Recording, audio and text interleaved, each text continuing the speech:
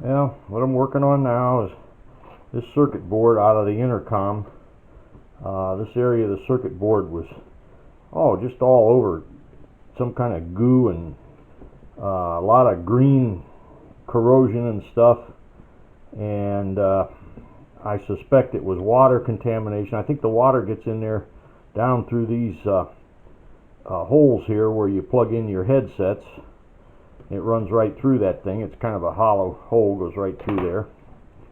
And so I didn't know how to clean it off, and somebody at the club meeting suggested alcohol.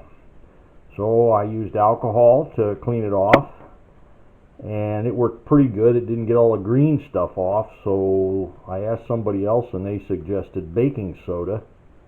And I mixed up a little paste of a little bit of water, distilled water, and baking soda, and used a little tiny brush, like a little artist brush, and I got in there with this paste and scrubbed it all around on that circuit board, rinsed it off with the distilled water, and as you can see, the darn thing looks just about like new. It really cleaned it up good. I put it in a toaster oven at a real low setting, as low as it would go, about 150 degrees, something like that, was as warm as it was. And that dried it off real good. I'm sure it dried it off and all the components off and everything. So I'm going to see if I can fix this thing. But I don't like these little potentiometer things here. They seem to turn all the way around. There doesn't seem to be any stop in the thing at all, and I'm not convinced it's doing anything. So I ordered some new ones, and there's a number here on the back, and that's, I don't know if you can see it or not, but that's the new ones that I ordered, or that number right there.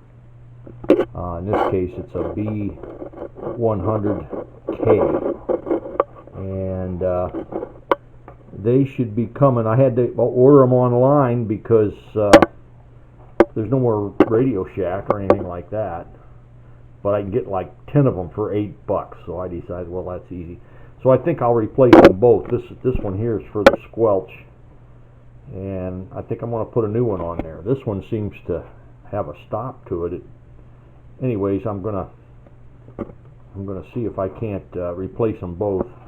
This is something I mean, I really don't know what I'm doing. I know nothing about electronics whatsoever, but I think I can take these wires here and solder them to a new potentiometer, and this one's the same, and it's the same rating and everything, so they're both identical as far as I can see. So I'll just solder the wires on just like they were here, and it'll have new knobs, and it should work if there's nothing wrong with it. I don't know, maybe it'll work better is what I'm hoping, because I think maybe all the corrosion and stuff, I mean, there was a pile of it in here that I could see, well, boy, that could make a short circuit all like crap in there. So